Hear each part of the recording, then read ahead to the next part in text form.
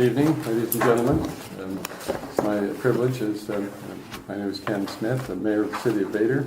It's a privilege to conduct this meeting, which I will officially call to order at 6:02 p.m. on this, the 8th of March, 2018. And we'll proceed with our roll call and we'll invite our City Clerk to conduct that for us. Judy Costello, here. Jason Daly, he did notify us at the last meeting that he wasn't going to be here, so that's excused. Joe Daly. Joe Shy. Here. Mike Parsons. Here. Leona Sander Hunter. Here. And Mayor Smith. Also present. Just barely made the cut. All right, well then with that, we do have a quorum. We're grateful to each of the elected council officials for your presence with us this evening. And we're grateful to those members of the public who are with us as well. With that, we'd invite all to please rise for our Pledge of Allegiance. And Mrs. Costello, could we I would love to. I pledge allegiance to the flag of the United States of America and to the republic for which it stands, one nation, under God, indivisible, with liberty and justice for all.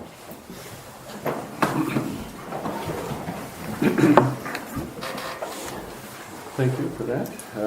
We'll proceed with the Mayor's report. I would begin by making a special notice and a call to the attention of all present that I don't know if any of you observed that there were two properties, homes that had been abandoned in our city for at least a decade since we had moved here, which were demolished. And that took place yesterday, and that was a historic moment. I think that's louder. It was only appropriate for members. Just a smidgen. Because that was a direct result of our code enforcement efforts. And the property owners responded appropriately to that effort, and they responded by eventually complying with all the permit expectations and working with the Washington State Clean Air Agency because there was some asbestos discovered in one of the properties. So it was all well done, and so I hope that you'll take a positive note of that is a continuing effort to improve the quality of life of all the residents of this community. There, I feel good. So, the first official item on my report, however, is feedback from the latest mayor's meeting, which took place last Friday at the courthouse with county commissioners. And I indicated at the previous council meeting before last, I wasn't at our last meeting, and I thank you for conducting that, by the way, that I would report on this because it was, I hoped it would be relevant to our community because a representative from the Trump executive office, Mr. Kirk Pearson, was present there at that meeting, and it was his stated intention to provide input and obtain feedback from elected officials through the various communities, mayors in particular, with issues that were of concern that might be potentially impacted by the $1.7 trillion of infrastructure funding that President Trump has assured the citizens of the United States that he was going to allocate for such projects. So with that in mind, I went and took notes and discovered that the reality was that he was essentially focusing on broadband technology that he felt we were being underserved with in the rural areas of Western Washington. So he got some feedback regarding that, and they were essentially comparing the high-speed internet that the city of Toledo, with Toledo Tel, has, which is sparking considerable economic and commercial growth within that Toledo Tel network, because it's attracting individuals who are doing computer businesses over the internet. and it's had a significant impact on their population growth in that area. So I think the upshot of that was that Kirk Pearson was going to take note of the needs for this area and see what he could do to generate some potential support for expansion of that high-speed internet access to the other communities. And Vader was mentioned several times in the course of that conversation, along with Winlaw, as being an area of need for that. So then it turned out the second main focus of attention with the individual was the opioid epidemic, which is evidently having a significant influence on Western Washington. Some people go so far as to claim that the meth drug addiction, affliction, emanated from Western Washington, maybe 10, 12 years ago. But we don't want to further that myth in a public setting. So it is something that they're focusing on. They had a couple of representatives from opioid intervention agencies there to articulate the challenging problem that we have. But there wasn't a lot in that topic that I thought was appropriate for the city, although we have had our marijuana issues, and I know that there are meth issues in our community as well.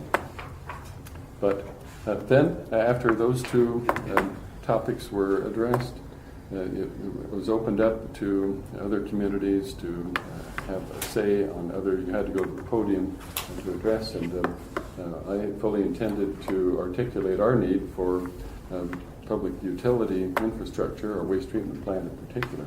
But former Commissioner Lee Gross got up to the microphone, and he gave a very impassioned plea for the city of Peckwood, which is where he lives, is being required to replace their waste treatment plant. And Commissioner Gross gave a very articulate plea for support and assistance from the Trump administration through Kirk Pearson to be sensitive to the needs of the small communities in Lewis County that are in the same situation. So Mr. Kirkpatrick took careful notes, I perceived, and then he invited his representatives to stand, Connie Reynolds, and she stood up, and she represents community programs. She is the community program specialist for the U.S. Department of Agriculture, the USDA, and Rural Development, and they do provide funding sources for such projects, as you know. And she stood up and shared materials that were available for small communities like ours. This isn't new to council members, if you've been following our needs and plans. But I went up to her personally and introduced myself and explained to her very briefly, there was a big crowd there, what our needs were, and she was highly interested, was willing to meet at any time and come to a city council meeting, so inclined. And she will render whatever support she can for this community's efforts and needs to replace our waste treatment system. So I have a full array of her materials, and that represents the essence of what we've learned from that important meeting. So there. And feel free to contact me anytime afterwards or anytime at your convenience. If you'd like to look at this, I'll leave this with Jill. And you can see it, and I will, if the council would like me to arrange some sort of interaction with her in front of the council. Would you be supportive of that? Interested in it? Yes. Okay, and duly noted. All right, so with that, we'll proceed to number 3. You forgot number 2. Oh yeah, that was number 1. And number 2, Association of Washington City's recruitment efforts.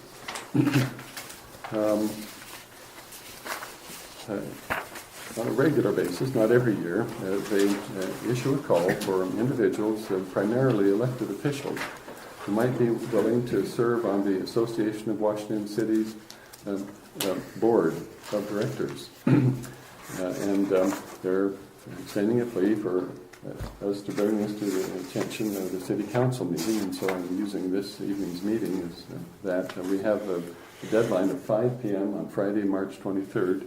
If any of you would like to submit your name of candidacy, I would advise you that this is an extremely important position and is, believe it or not, highly sought for and brings considerable recognition to any community that has a representative on that board.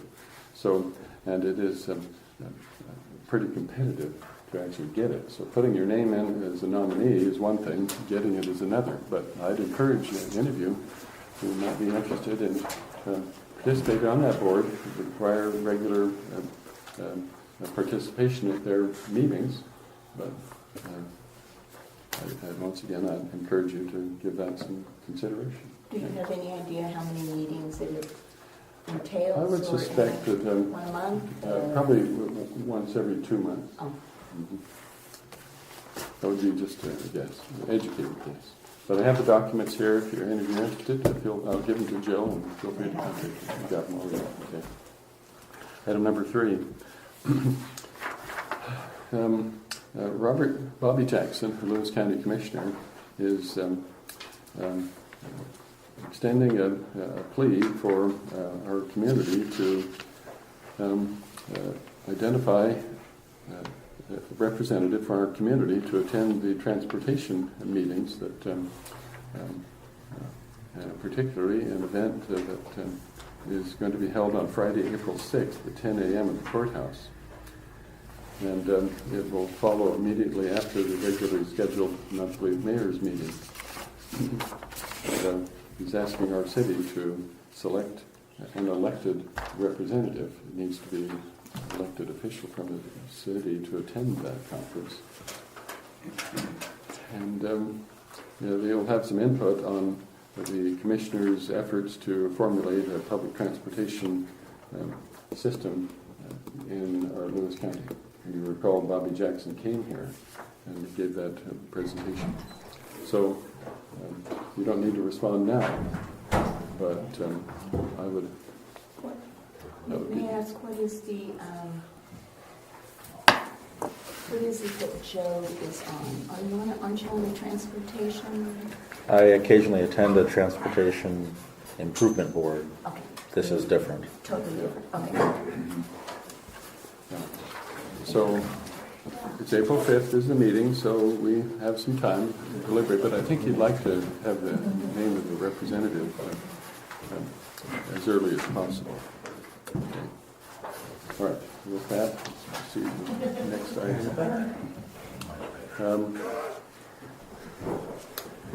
item. Number 4, update on the school property. We know that those of you who live in our community and drive by the vacant preschool facility are keenly aware of how long it's been vacant and unoccupied, and those who are familiar with the Assembly of God Church, which has generously allowed their cultural hall space to be used for those classes, which are ongoing, but which are creating some logistical stress for the church, are anxious for that facility to be approved.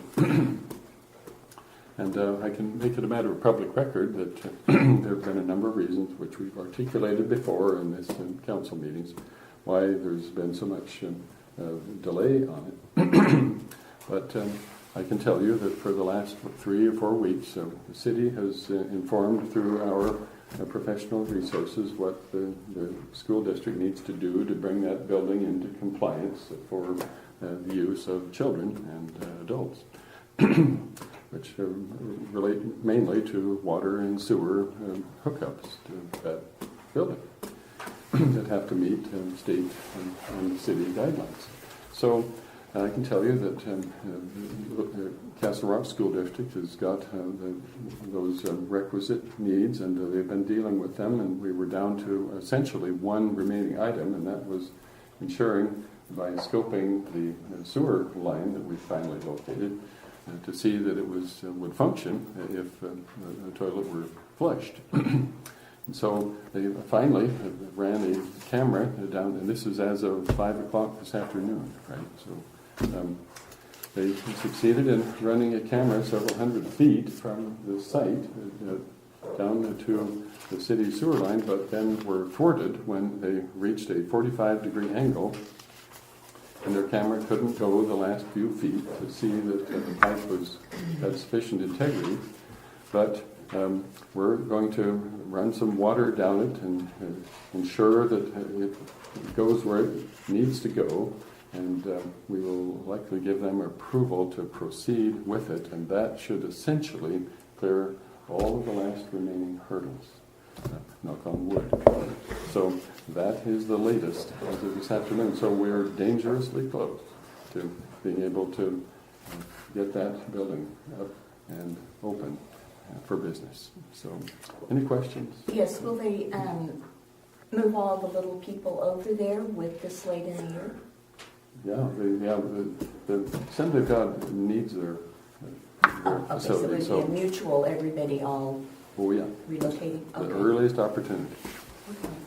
Okay, so I won't speak out of turn here, but I'm pretty confident it will play out. I have spoken to Pastor Durham, so I'm keenly aware of the sensitivity of the situation. May I ask one short question? Yeah.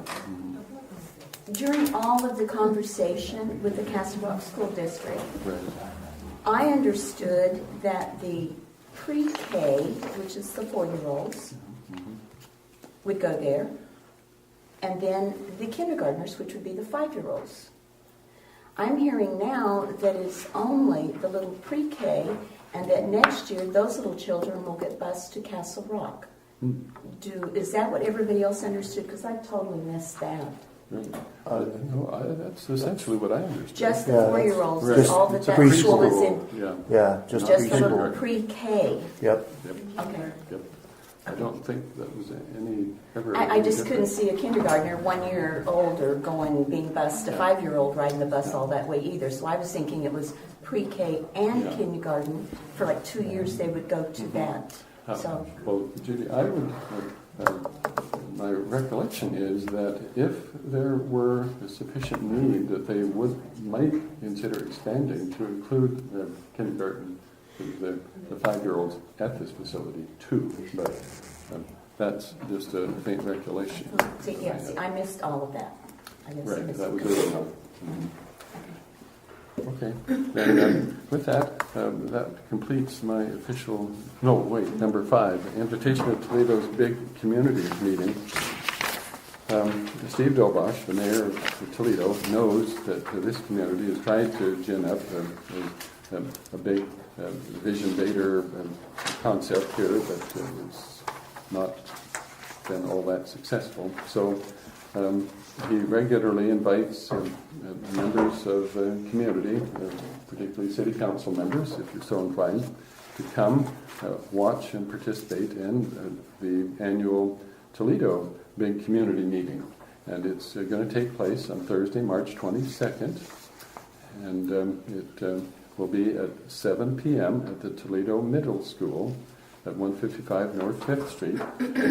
And so I would extend, at the good graces of Mayor Dobosh, an invitation to any and all individuals on the council and in the public to attend that, to observe and learn perhaps how they're doing this so successfully. I will be attending. Perfect. Great. Okay. Be happy to report. Thank you. Maybe. Great. To council night. We're going to be here. Pardon? We might still be here. It's a council Where? meeting. Oh, Is that a wait council second. meeting? Yeah, 22nd. Right there on your thing. Yeah, 7. Well, maybe it'll be a short council meeting. Well, it doesn't start till 7, yes. That's right. Yeah. How fast Maybe. can you talk? We'll make that pretty short. Well, I certainly wanted to attend that. Well, then don't scratch it off your calendar yet. Let's see if we can make it happen. Hey, Also, Winlock is also doing the same thing, and theirs is yet to be announced. They were supposed to have theirs last month, with all kinds of great marketing ideas and beautification ideas of flowers, and invited everybody to attend that. So, Okay. someday maybe this community will have enough unity to maybe an energy to come together in a way that would be quite extraordinary. So there's always that hope on the horizon. I would add here, you have something? I was just going to remind you of another topic that came after the country cruisers. I was just about to say it. I just wrote Troy Green.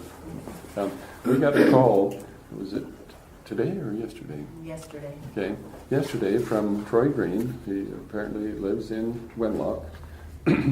And he was the former president of the Country Cruisers, which has officially disbanded, in case you weren't aware of that.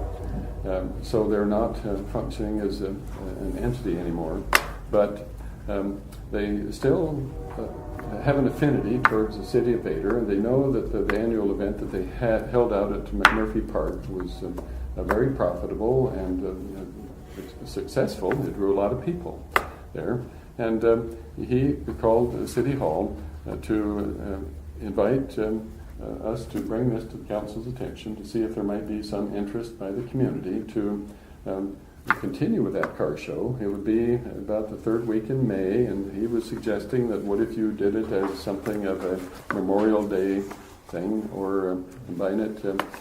It's the first weekend in June. Well, It's the first Saturday in June. okay, yeah, that was it. Sorry, but rather than in June, and coordinate it in some way, and have somebody step forward if they were interested, because the group would come, even though they're not an official entity, and the city, if they wanted to sponsor it, could maybe benefit from it. I haven't talked to Troy Green, but I suggested that it might be wise to bring it to everyone's attention tonight. My initial thought was, what if he would be willing to coordinate on a July 4th, when we have our 4th of July celebration. You'd have the facility at the school, which Castle Rock has already agreed they would allow us to use that property for fireworks and other events like they did last year, and it would accommodate a car show. But we don't know that that would fit into their schedule, I don't think. But those are just thoughts, and submit them out there for public edification. So if anybody has some thoughts, bright ideas on it, talk to your friends, and contact City Hall or myself or whatever is easiest for you.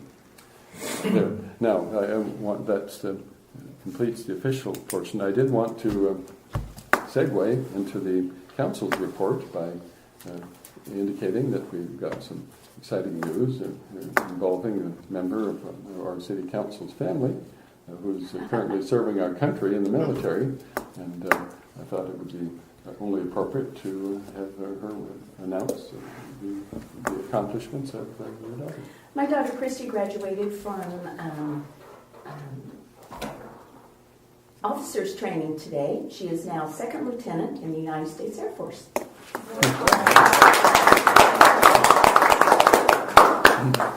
Congratulations. Yes, thank you. We are very proud of her. She's an amazing young lady. Well, with that positive news, do we have any other council reports at this moment in our agenda? Oh, yes. Let's see what my notes say.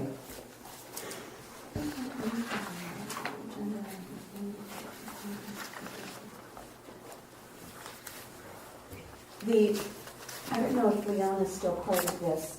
The website still says July of 2017 for an event. I just kind of want to make note of that. What was it? There's a posting on there for July of 2017. I know, silliness. It just was there, and I saw it. If there isn't anything new to push it down out of the list, then It just does. Yeah, I was looking at it, and it just said that.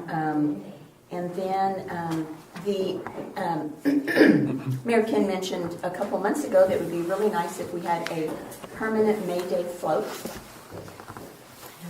We have been donated a flatbed trailer. It is a cute little 20-foot.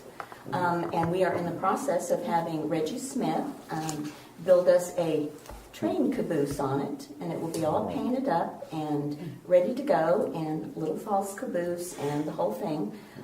So we're hoping to have that ready for our May Day parade this year. And want to share that. We also have buttons available. They are $1 a piece. They're everywhere in town. You can come to the community center. You can go to the store, the restaurant. They're all over. We should have brought some tonight, and we did not. But we will see what we can do about getting everyone. And thank you, Mike, for loaning us your button presser. That thing we finished today. 500 of them. That's Your arm sore. Oh, golly. For Jason. Are the buttons by the front entrance here? No, they are not. I did not know what the procedure was, if that is something we could I think we've done that before. Put them by the customer window. bring over a small bowl to put some in or something. Yeah, I think would be a problem. Okay, wonderful. Well, that's exciting. Yes, very exciting. How big are the buttons? They're 2 1/4. Oh, Probably this. And I don't have mine on tonight. I didn't wear mine.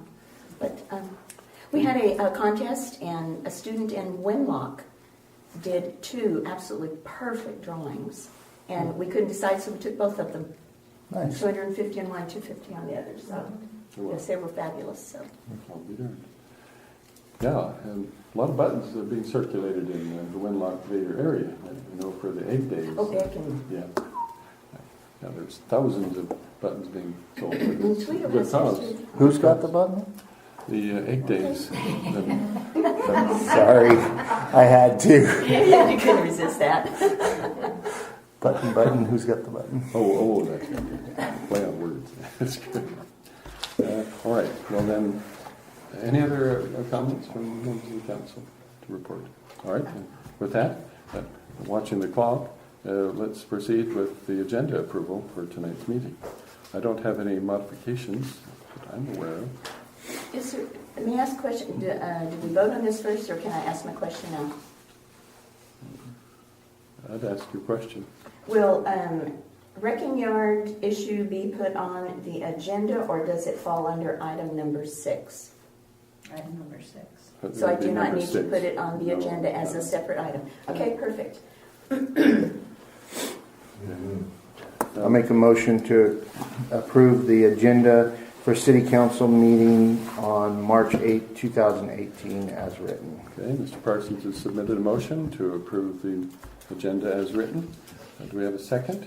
I'll second. Seconded by Mrs. Costello. All in favor say aye. Aye. Are there any opposed? Okay, that motion is carried. All right, and now the minutes approval for our previous city council meeting. I'll make a motion to approve the minutes for the city council meeting on February 22nd, 2018. Okay. And Mrs. Hunter has submitted a motion to approve those minutes as written. Do we have a second? I'll second that. Seconded by Mr. Parsons. All in favor say aye. Aye. Are there any opposed? That motion also carries. Voucher approvals. I'll make a motion to approve the vouchers for the first half of March 2018 in the amount of $15,891.10. Mr. Shives has submitted a motion to approve those vouchers in the amounts noted. Do we have a second? I'll second. Seconded by Mrs. Costello. All in favor say aye. Aye. Aye. Are there any opposed? That motion has carried. Okay, it's now time for our special reports. We're pleased to have Sheriff Cheeseman with us this evening. We invite him to approach the podium. Hopefully you've got the statistic sheet in your You hand. did. I didn't forget this time. All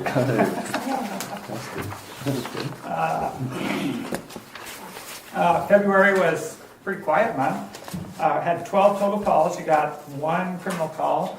Mr. Daly isn't here because someone cut his fence down there by the deal. So luckily they didn't get. They must have got scared off. Didn't get anywhere, but they cut the fence. So 275 contacts, 2 on-shift calls, and then 10 off-shift calls. 32 traffic stops, an infraction, and a misdemeanor warrant arrest. Was it? Too bad. Just a reminder, It's IRS time, and IRS scam is going hot and heavy. Please do not answer anything about the IRS. The IRS does not call you and tell you that you have to pay a bill. me yesterday. They called me today and Yeah, said you will be arrested. it is hot. It is hot and going right now because it's tax time. So, Sure. so just be aware of that. That one's hot and heavy right now. Oh. So, Thanks for the warning. Yeah. Okay. All right. any other questions? Any questions? Okay, thank you so much for that report. Appreciate your service. All right, we are very pleased this evening to, pursuant to the council's request, to have a report from our park board. The chairman wasn't able to be here, but Ken Johnson will serve ably in her absence. Well, my name's Ken Johnson. I'm on the park board, and we've been first of the year. We've had, I think, 2 meetings this year so far, and they've been pretty productive. Kelly, Shay's husband, Kelly, she's been working really hard on trying to get the park facility plan approved, because I've pretty much said this is high priority so we can get things moving and stuff like that. So she's working very hard on getting that done. We also came up with a list of goals and things that we would like to have done for some of the parks. Some of the stuff that we've talked about for McMurphy Park was I'm getting confused. Having an RV park, RV pads, getting the water hooked up, and an amphitheater was some of the high priority things that we were thinking about doing. Basically trying to generate some type of revenue coming from those parks. We live on a state route highway. There's lots of people that come by here all the time, so that was pretty much one of my ideas. I did a little marketing in college and stuff, so that's always been one of my things, trying to get money, revenue, and stuff like that. And that's about it. Okay. Don't have much else. Yes, I've been very proud. I've attended their meetings, and with the new leadership that is in place now, there's energy and they're action oriented. So I'm very proud of the members of that park board. Thank you for that report. I wanted to tell Ken that the top of my list was how were you going to make money in 2018? You answered that. Status of the water, you talked about that. Mm-hmm. And the RV pad was on my list, Yeah. but you did not mention Werden Park and finishing the painting on the jail. Was that anywhere on That the was list? talked about, yes. Okay. Coming, I don't remember we talked about that. Polo was, He's determined. he's determined to get that done. He wasn't at our last meeting, so we talked about it. But he was Obviously the weather. Yeah, and the weather and stuff like that, so. We have the paint, he's gonna spray the rest of it, we're just waiting for Oh, it. cool. Okay. Yeah. Well, those were all on my list. Good. Thank you. What was the second or the first time? Okay. First one was how do we make money at McMurphy Park? The other? Water. Oh, okay, yeah. And the With- RV pads. If we can get that Security. thing, the agenda or the plan, the facility plan, then we can start, I think when we can start moving ahead and getting going. At least that's what my hope is. Yeah, hey, Ken, why don't I add that with regard to Werden Park, we have the new member on it. I was going to mention, yeah. Debbie Crumples. Mm-hmm. But I forgot her name, so that's why I didn't mention it. Oh, God. She has had a lot of experience on such committees, and she, by her own admission, is an expert in going after grant funding. And so she knows that we've got $43,000 of refunds sitting there for park and other such development. So she is going to, she's already set in motion several plans that to go after grant sources.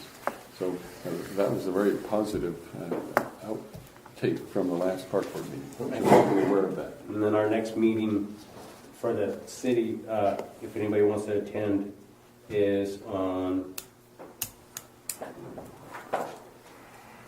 crap, March 19th. March March 19th. 19th? Yep. Well, there it is, yeah, March 19th at 6 o'clock. It's always usually on the fourth Monday of every month. We try to make it, or well, a third, and then, but, yeah. So, And that actually is a calendar. There's a calendar on the city website listing all your meetings. okay, yes. Look at that. Right. Okay, thank you for that wonderful report. All right, then item number 3, the planning committee report. Yes, that was what I realized at the last second before we started, is that I never called and reminded Scott to come. Oh, man. That's So, too bad. I tried to see if I could reach him, but Okay. so. Yeah. But we do have their written report as part of the ordinance, as part of item number 2, and that was pretty much what he was going to present. So, Right. Yeah, that was the action that they accomplished as a public hearing, but we'll come back to that. So we won't have an official report on it, but we'll handle the business that emerged from it. We do have a very functional planning committee. So, all right, then we'll ensure that there's a report at the next opportunity for them. And with that, then let's proceed with our city business agenda. I've been anxiously awaiting this moment in time because, as you all know, that our last deputy clerk that was hired earlier this year, Denise Colby, functioned for a short while and then discerned that there were some stresses involved with the position that made her uncomfortable, and so she made the personal decision. It was not an easy one for her to make. She was very impressed with the city and the staff and such, but so there was a vacancy that occurred unexpectedly in that position. So hopefully you've had a chance to review the very brief letter that I shared with you. We initiated a selection process from candidates that had applied originally, and we'd hoped to have Mrs. Hunter participate in that, but the schedule didn't allow it, given the exigency of the circumstances. So, but I'm very pleased to present for council consideration an individual that we interviewed at length and carefully evaluated her application, which I hope you realize and know that we have a copy that is available for you to look at if you haven't already. And I can tell you that the individual's name is Tammy Brendicka, and she is with us at this moment in time. And thank you, Tammy, for being here. I'm going to brag about you a bit.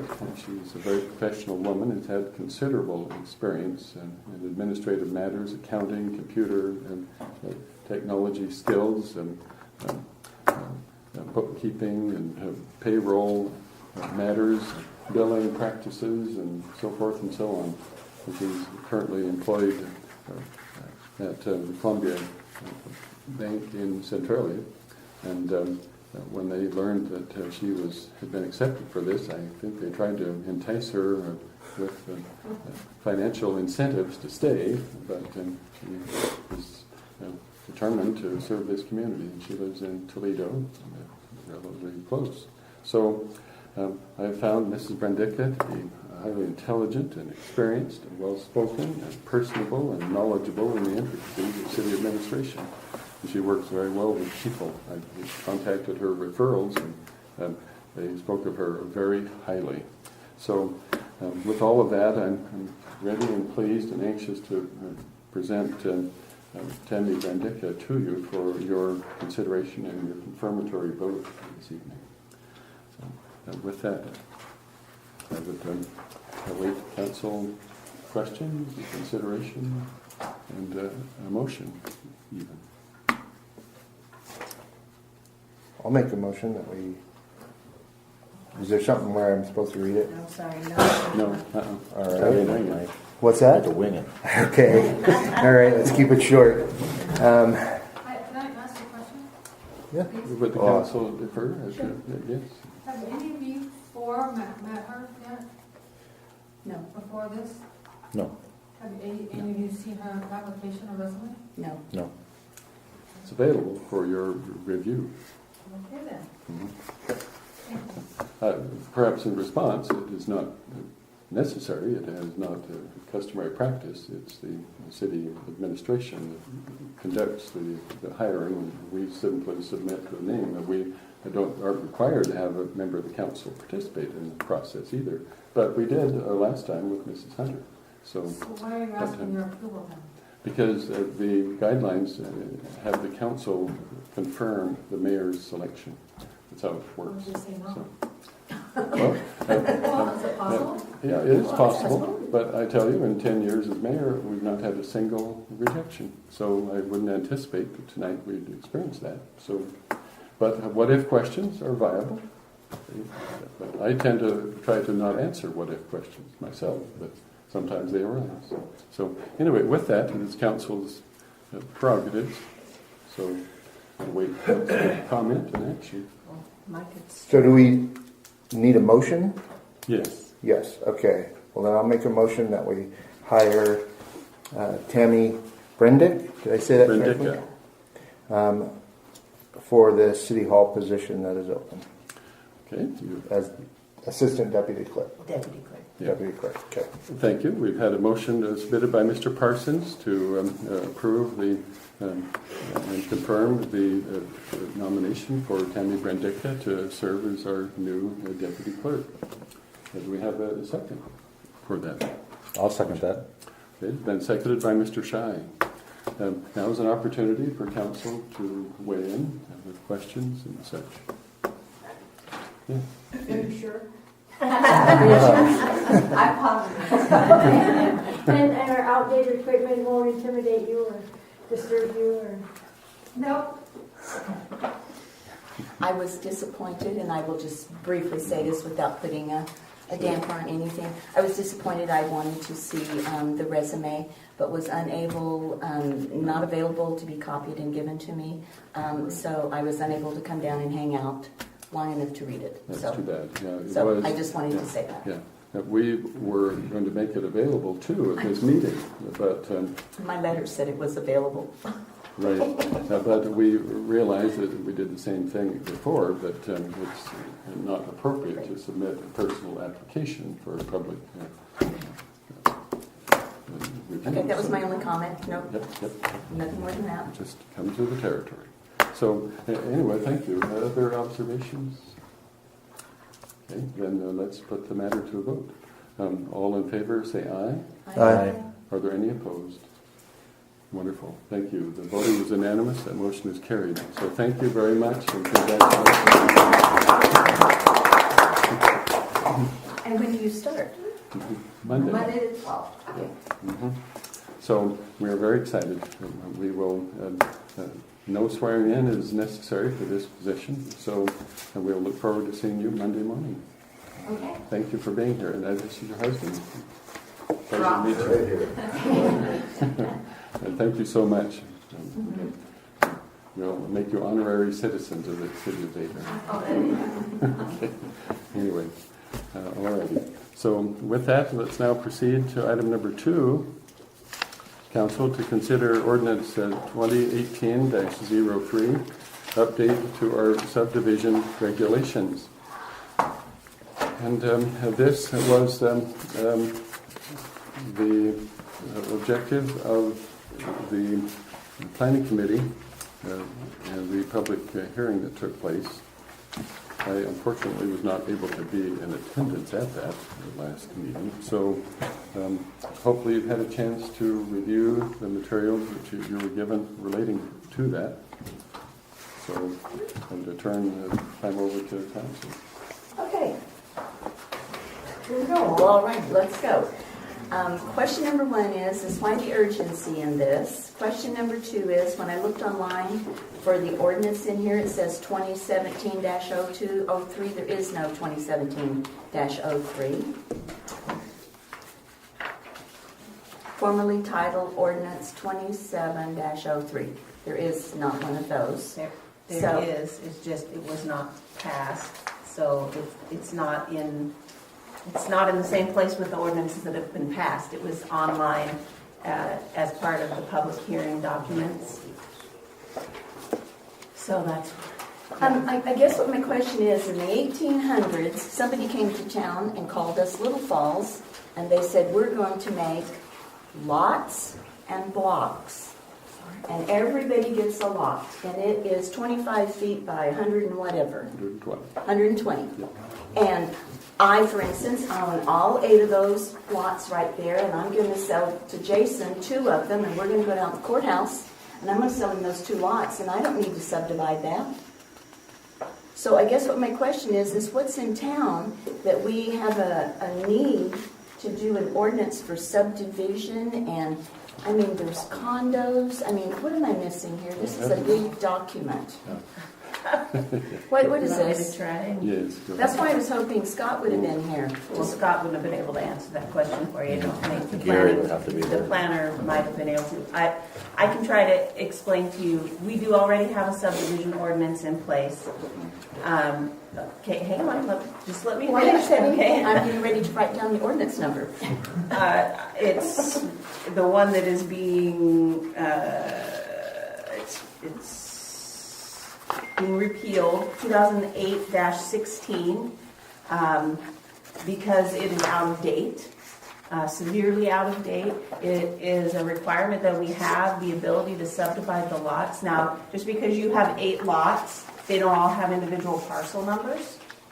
So there are plenty of lots in the city of Vader that are big pieces of land that are one parcel number, and in order to break that off and sell it, it has to be subdivided. That's part of the growth management regulations for the state.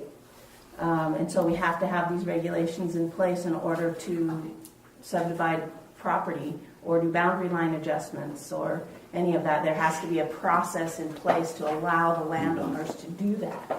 And so ours is, we have known since 2009 that our subdivision ordinance that we had on the books was not adequate. And it has not been, it may feel like it's new to you, but it's actually been something that's been going on for quite some time to put this together. It's been a full year. So it was originally started last year. That's why it was given the initial title of 2017-03, but didn't get completed in 2017. So Does this have anything to do with the 5-year strategic plan that the planning people are working on? Is this something No, that this came is- up during that, or this is totally different? This is, well, Sort of, kind of? yes and no, because it's all part of the growth management. It becomes part of our development regulations. So it's under that umbrella of something that needs to be updated. The issue that we have had is that we have had people come into City Hall wanting to subdivide their property, and we don't have the appropriate regulations in place and processes in place to provide to them. So we've had to get them to agree to adopt using Thurston County or Lewis County's regulations because we don't have the proper regulations in place. We need to have our own regulations in place. And so that's what this is. So we've been, it has been written and approved by the State Department of Commerce. It's required that it goes to them for review. It's required that there's a public hearing held by the Planning Committee. That's the only reason the Planning Committee was involved in this is because our regulations require that the Planning Committee hold a public hearing, so we did that. It's been reviewed by our environmental, as part of what's the SEPA? It's the State Environmental Policy Act. It requires that it be reviewed and go through that process, so it's been publicized and so there's 2 different ways that the public has been able to comment on this, which is through the SEPA determination, and it's also been publicized for the public hearing for anyone from the comment, and we haven't had any comment from anyone or any questions about, we have had people call and ask, wanting to see where is it, I can't find it online, and I've been able to show them where it is. Sorry, it's not the easiest to find on our website, but Was this designed by our attorney? yes, she pulled it. I knew that from- because I found DeNova in here. I talked to her I knew about that. I talked to her about that, by Did the way. you? Good. Yes, and she said those are terms that are the legal terms for those acts, and they have a specific meaning, and that's why they need to be used, is because that's the appropriate legal use for them, and that it's every ordinance that you pass has to be defendable in court, and so that's what the purpose is of using those terms. Okay. So it has gone through the process. It's been over a year in coming. It's been approved by the agencies. We haven't had anybody raise any questions or concerns about it. We know that it's up to the current legal standards and the state requirements, and so all that needs to happen right now, you can see that the planning committee provided you, this is what Scott was going to read to you, has provided their recommendation that you, after reviewing it, that you approve the ordinance. That's their recommendation. So the only thing that needs to happen in order to get this in place is for council to approve it, and then we publish it, and then it's enacted 5 days later. So then we can actually have a policy in place that we can use, and it will be a miracle. So. Thank you so much for that articulate explanation of it, and for the inquiry Passionate. as well. And let me add here, in my experience as mayor, you noted that the previous subdivision code was established in 2008, and that was my first year as mayor. And you might not think that this is all that important. I mean, it's challenging to read and assimilate, of course, but most people aren't aware that the city of Vader has actually more subdividable property within our city limits than Toledo and Winlock. And all it takes is one developer to come, which happened in 2008 when we didn't have the subdivision ordinance. And they came in and bought a large chunk of F Street, if you recall. And their intention was to come and build dozens of row houses, townhouses like you see in the San Francisco Bay Area. And that was in complete violation of the city codes that we had, but we didn't have them. So that an original subdivision code was an effort to set this city right so that when a developer does come, they know what guidelines they have to follow. And the Growth Management Act in the state of Washington, it is an authority that overarches every city in the state because they don't want urban sprawl into the unincorporated areas in the state, particularly Western Washington. So they're encouraging cities, requiring cities to have these subdivision ordinances in place to encourage and enable people to build within city limits. Does that make sense? So, yeah, this is, I know it's complicated, but it's critical. So I think that gives a little background on it. So with that, yes. On page 3, under B definitions, down towards the bottom, under building, it says building means any structure built for the support, shelter, or enclosure of persons, animals, chattels, or movable property of any kind. Chattels means slaves. No. I think that word needs to be removed. No, chattels are actually outbuildings. The third meaning in the dictionary is slaves. I think they need to use a different term there. I think that could be taken very... Well, I suppose we could, but I don't think it's commonly understood to be referred to slaves. So, but it's a point taken. I think it could be offensive to some people. I mean, if they read that, I think it could be brought up and could be offensive to some people. I mean, I know it seems like a little thing, and I almost didn't say anything, but what if, somebody did bring that up? Okay, well, what if questions? They do happen on occasion. So, Right there, movable property, it's the same thing, so it doesn't even need to be in there.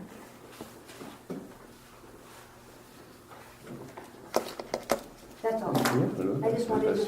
Good. We can certainly run that by it can still be approved if a motion emerges in this conversation, contingent upon consultation about the removal of that word. I think we could get into that.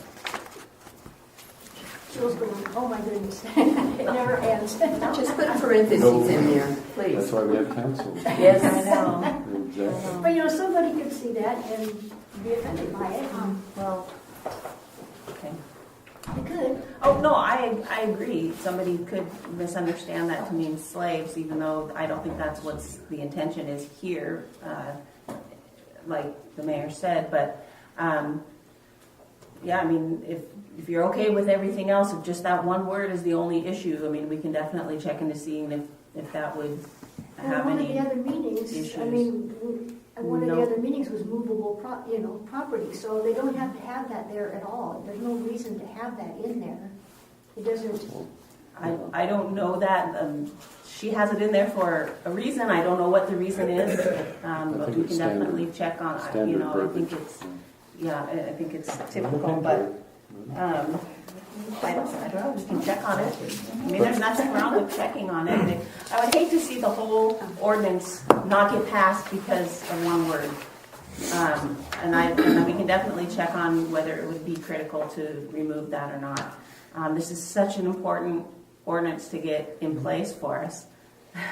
You don't think so, but I'm the one that gets to answer the questions when people come in and want to do something, and I have to tell them, I'm sorry, we don't have the regulations in place to do that.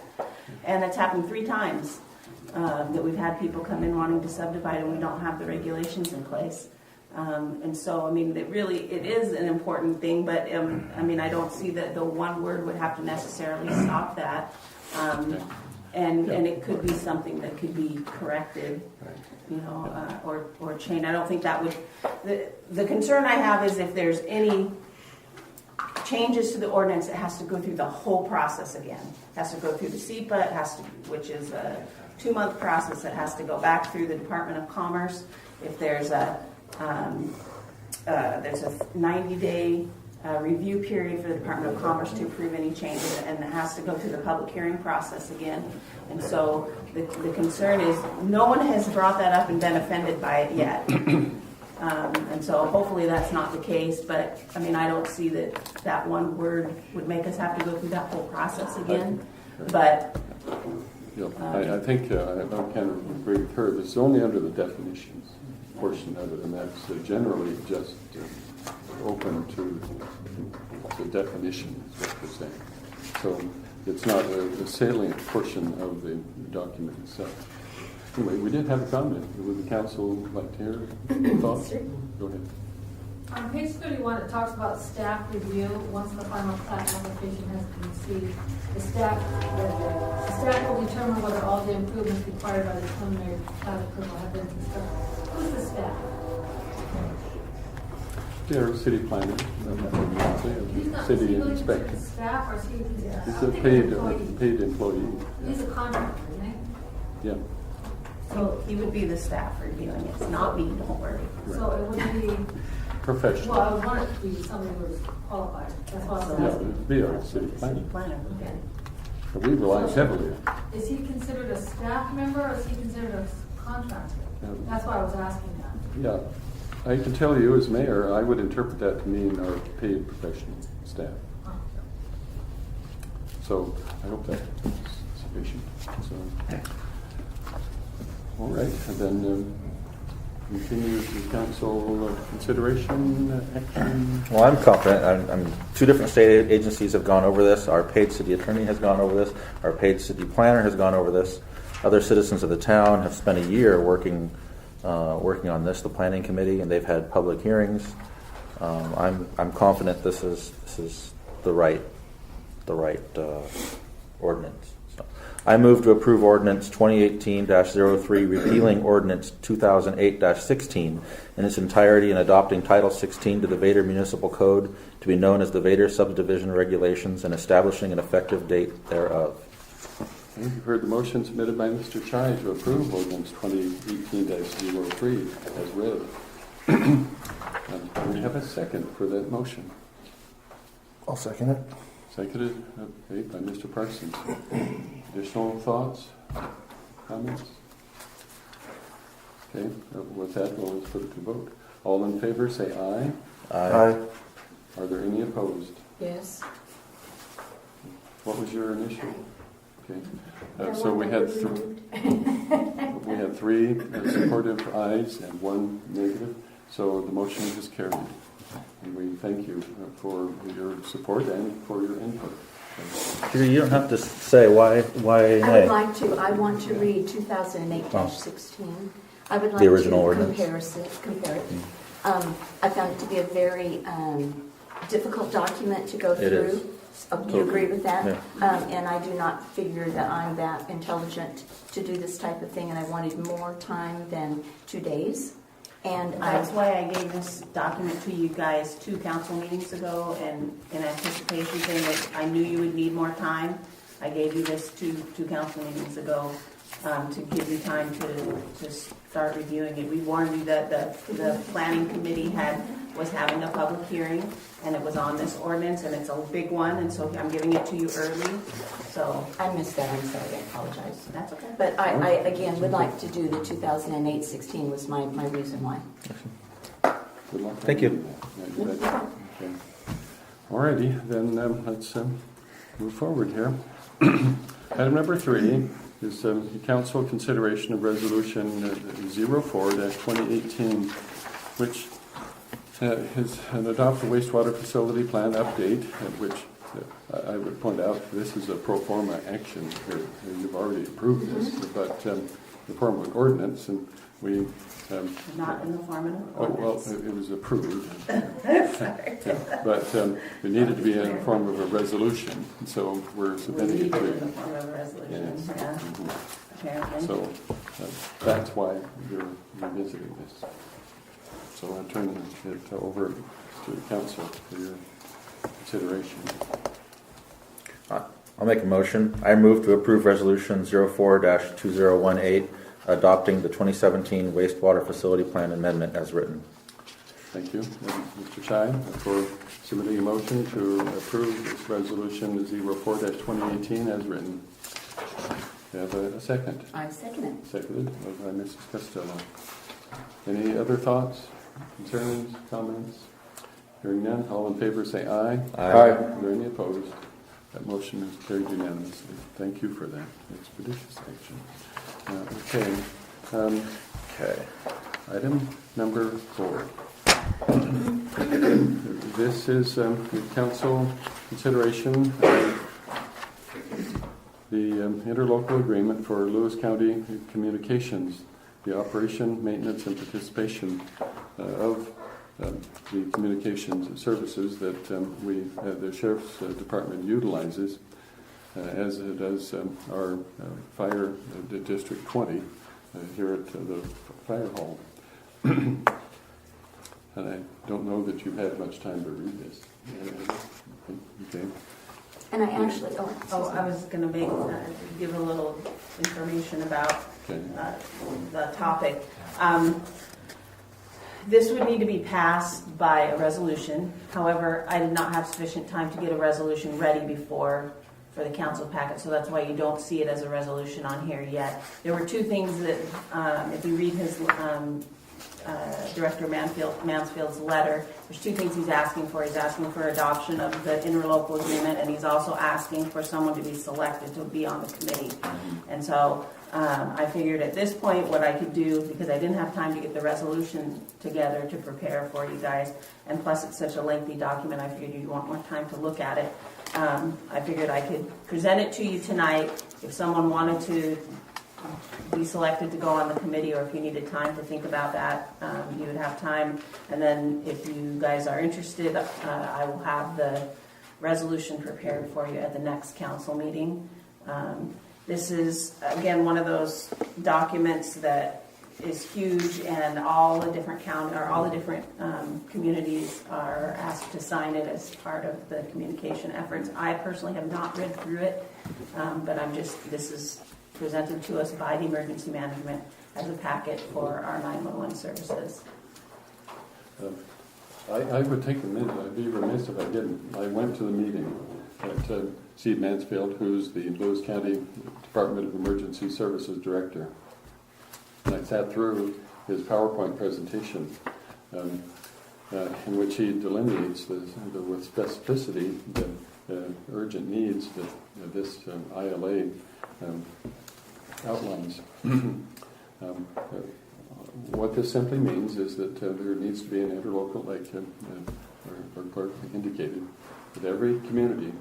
You don't really have much of an option, because if you don't have access to the 911 system, which what this is, you are up a creek. Chehalis Centralia function within the confines of this ILA. So we really don't have much option. But one of the onerous ramifications of this is that Steve Mansfield has spent months on this. And normally he oversees emergency preparedness, and Deputy Chiefman, I don't know how aware you are of all the drama that's going on behind the scenes on this, if you want to provide any input on this, but I'll be quick here. The infrastructure is aging, and it's over 20 years old, and there's not been any funding set aside to replace that capital infrastructure. And I don't think anyone was aware of that until Steve Mansfield looked into it. And so he's trying to head off a potential crisis in a few years down the road. But he gives a very impassioned presentation. I think he'd even come here if he were so inclined, although I'm not sure with his time that he'd want to, but I have a feeling if we invited him, he'd probably come. He was the sheriff of Willis County, as you all know, for a considerable time. But so this is important. And, but I agree that you want to have time to look at it. I mean, we try to be sensitive to your time and availability of things before we act on it. But I know if he were standing here, he'd be waggling his finger at every council, striving to emphasize the need to send somebody there to act as a representative of this committee and to be supportive of it. He's a very impassioned fellow. So there with that. I hope that gives you a sense. Well, I think you answered my question when I read through the thing. It's crazy. But yeah, what if we didn't sign on to it? What would we lose? And it sounds like we lose everything. Well, you would. I don't know how the sheriff's department, we're dependent upon them, and it trickles down. They don't get the funding if the cities don't contribute. We already contribute. I hope you know that. It's part of our annual budget. So, but I took the liberty of calling Mr. Mansfield today and spoke with him at length, and he would come and help us if we needed more clarification on it. My number one question was, would the city of Vader be charged anything? Would we incur a cost? That was a big question I had, and he said in 2019, when they get ready to do the budget, he couldn't say yes or no. It would not be a lot because everybody that signs will be sharing the balance of that, which we already do. But he said he didn't anticipate it, but again, all of the infrastructure was really old.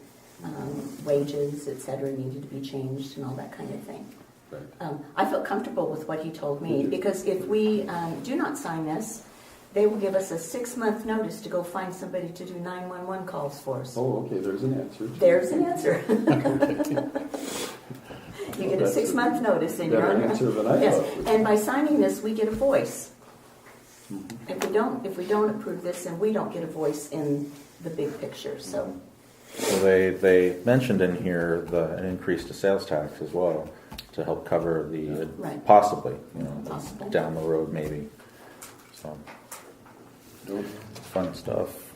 I'm not going to provide for public edification a speculative comment about what the costs might be to upgrade this, but I think that information will come out down the road when they continue their studies of it. That's where a voice would be important. Although I can tell you, I've attended for a number of years those meetings at the courthouse, because that's where the 911 system operates. And you are just one small voice, and so there are other voices from other communities of our size that are there. So if we had somebody there, it would not be a bad thing. But the world is not going to come to a screeching halt in the city of Vader if we don't have a voice. But I think Mr. Mansfield would waggle his finger and say, get somebody there. Go there. So my input. So as far as action, would you like to have more time to? Well, we don't have a resolution. That'll be up. That'll be forthcoming. So. Okay, So this will be table this for our next council meeting. All right, then I see affirmative nodding to that suggestion. So let us ensure that a resolution be formed and prepared for our next council meeting. All right, let's see. The council update on the status of our limb pile. I know we've handled this discussion. I know it's wearing thin on certain council's patience, but can't argue with that. But we've engaged in a strategy, and we have a plan in place. Do you want to update? Yes. So at the last council meeting, I reported that I haven't been able to get a hold of the gentleman at Jags Trucking, I think is what his company is called, who's going to do the work. But I have since been able to make contact with him. We do have a document in place it's a draft version of just an explanation of what's going to be traded for what services. And I was ready to put together a resolution for you guys to approve that at this meeting, and I realized that the excavator has not officially been surplused. And that requires a resolution in and of itself. And again, I did not have time to get that done before the council meeting. So it will be another 2 weeks before that's ready. I thought that had already been taken care of, and I went and looked back through to 2010, and that has never officially been surplus. So just been discussed and agreed that that's what should happen, but it's not been officially done. So It will be ready for you at the next council meeting on the 22nd. He figured after the approval that it would be 2 weeks. He'd need about a 2-week period to come and get the work done after that. So it will be into April before he's able to complete that. So Yeah. bummer. I apologize. Well, but when Jill mentioned this to me yesterday, it was frustrating because I know maybe none of you were present during those conversations from several years ago, but I have a vivid recollection that the council approved the surplusing of the backhoe excavator, but maybe it was just not done in the form of a motion, so it didn't document it as such. There has to be some official paper, we just can't sit here and approve it right now? Yep, Well, that's correct. You There could, has to but the state auditors could take you to task for not making it official. So I don't think it would be wise to do anything other than just be patient and do it at our next council meeting. And city clerk's mentioning that she's not had time. I'd remind the council, in case it doesn't register, that she is carrying down the load of 2 employees during this interim phase. So starting on the 12th, we'll restabilize, even with the training that will go on. So with that, any This is a objections? priority.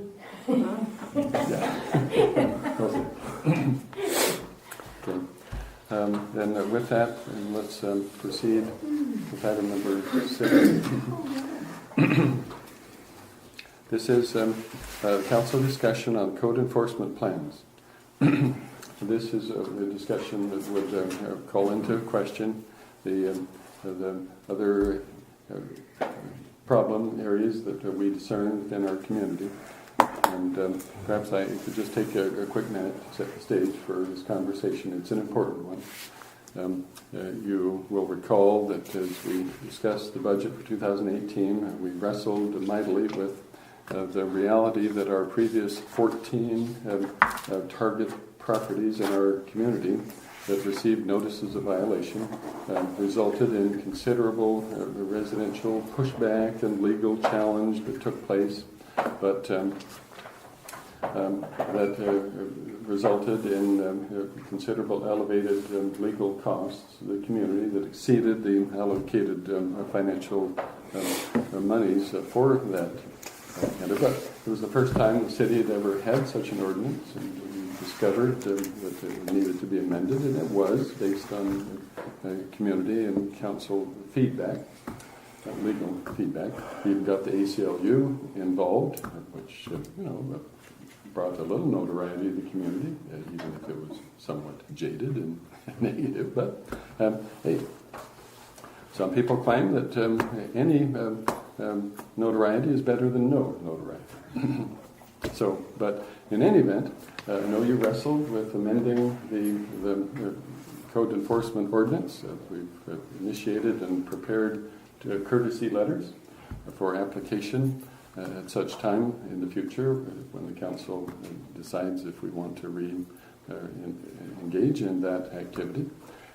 And so with the amendments that were successfully completed in the last 2 to 3 weeks, we knew that now might be an appropriate time for the council to revisit the current status of the code enforcement ordinance, and knowing that we've allocated $5,000 for legal fees associated with that effort, and knowing from the complaints that we've received that there are,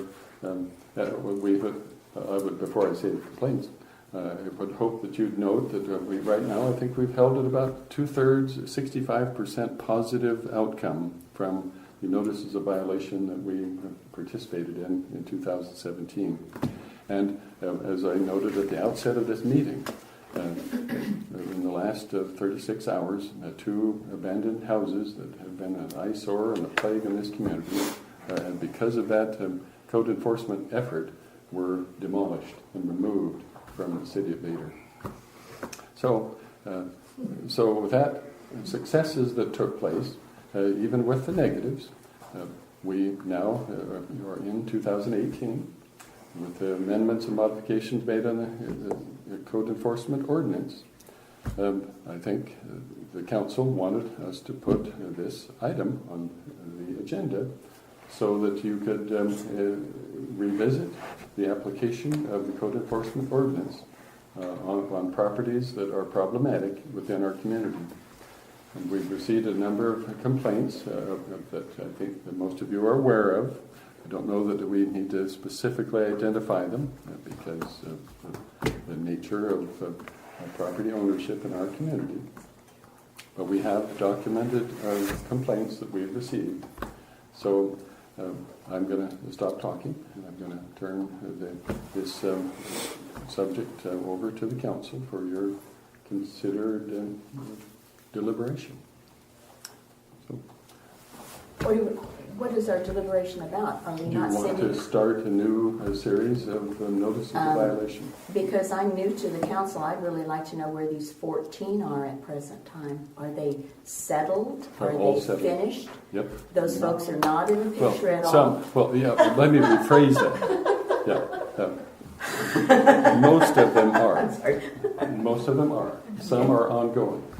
And we could provide that information for you, Okay. which aren't, but Okay. most are. Would that? There are 3 that we received 0 reply from all of our efforts. Okay. So we have 3 that have been, we'll call them problem child.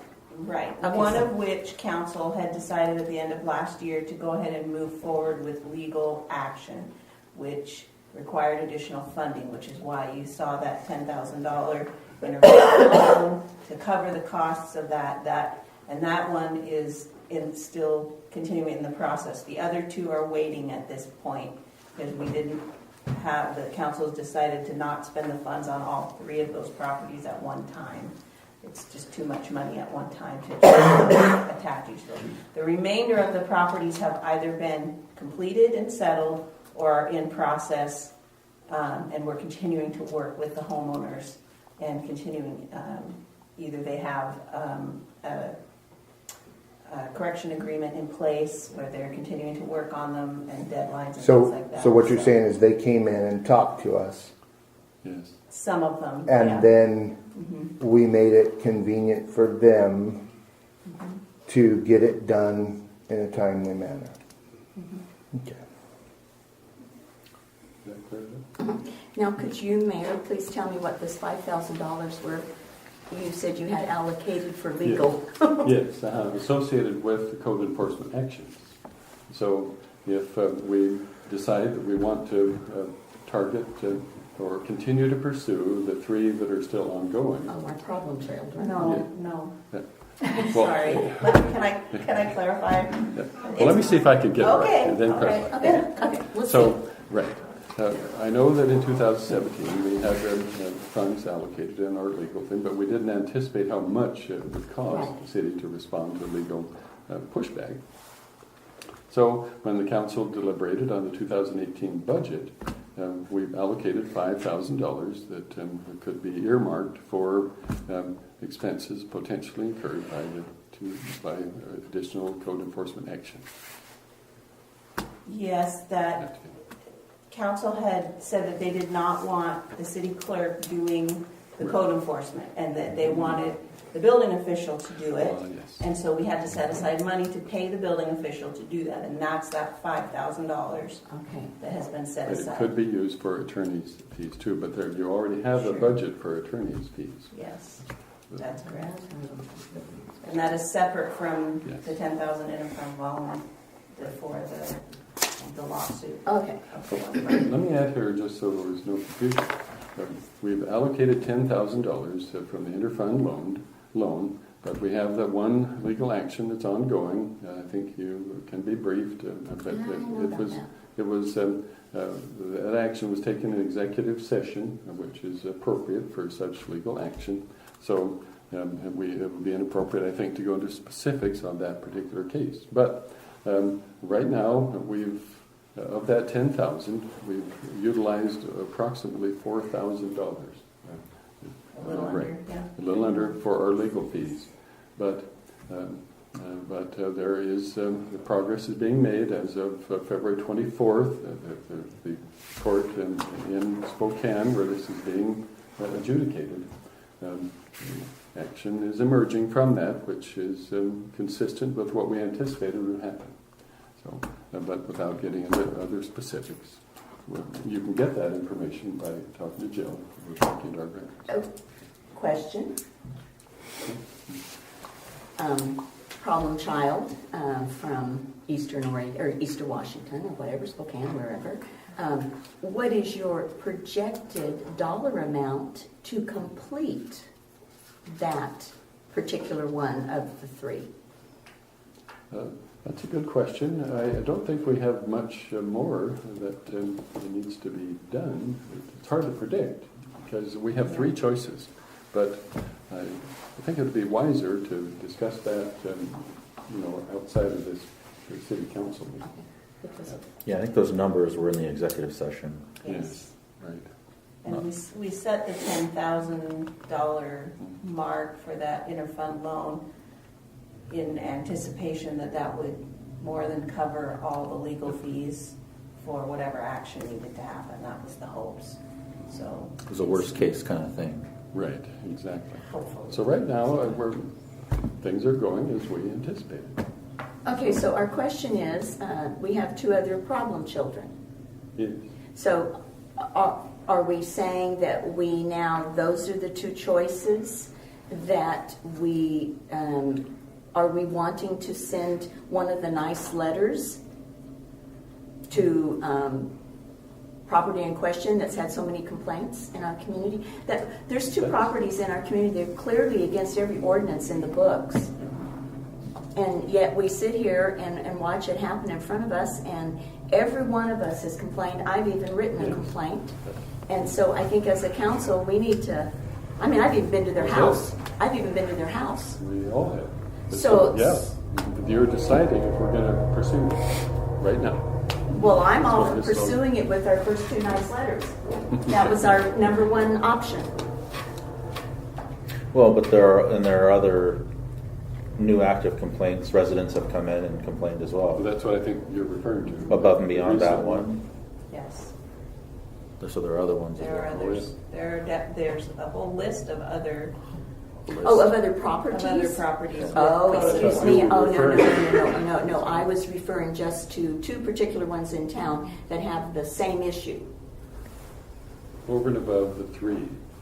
I don't know about these three. Okay. I wasn't involved in Then that. you That are was- referring to the same one, I think. So, yes. There are at least 2. We could probably go 5 if we wanted to, but this is, you have to weigh the potential. I just think that it's amazing and awesome that we have the opportunity to have this ordinance, the code enforcement in place, because when we were going through this just in December or whatever it was, everybody that got up to the podium said, get rid of the code enforcement, it's wrong, it's mean, so on and so forth. And now we have a couple messy properties and people are going, why aren't you doing anything about it? And this is why we have this here. But, Mike, respectfully, It don't have to be. yes, it does. Yes, it does. Not to me. Yes, it does. Go ahead. The ordinance had flaws. The appeal fee, the nice letters. It has flaws. And I think once we make an ordinance, it can be changed 500 times before it gets tweaked to be really, really perfect for our community and our size And of community. I And I actually, believe it has been tweaked and it's getting there. I actually agree with you 100%. Thank you. But And I am there for was a code lot enforcement. of, there was I a am lot not of for just get pushing- rid of it. No, I'm not for pushing people around. I'm for code enforcement in a nice, smooth manner. I never said I wasn't for code enforcement, but I'm not for $500 to $1,500 a day. I think that is outrageous. That's still one portion of that ordinance that I want to talk about with my fellow council people and hopefully Jason will be here, so that we could Raise it? revisit that. Oh, Oh, no, I'm not raising it. Oh, no. Look at you. sorry, we're on the wrong page. Yeah, but we are on the wrong. we at we're least in the agreed on wrong something. Book. We're in the wrong book. There is going to be fabulous things happen to this community over the next 6 months. I mean, things that you're not even expecting. There will be a day when tour buses come to town to do our little pop-up shops downtown. They'll have lunch down at the little crane. Everybody will benefit from this. There is a lot that's going to happen in 2018 to this community. And well, it's true. It's true. It really is true. This is our year to make this change. And I think that we need to continue on with our code enforcement, but we still need to tweak with it. I'm still not comfortable with some of the things in there. Having said that, I, as a council person up here, would like to say we need to send a nice letter, if you could direct staff, to send a nice letter to one question that I am thinking about. I'm not allowed to say addresses or names, people, so not me. No.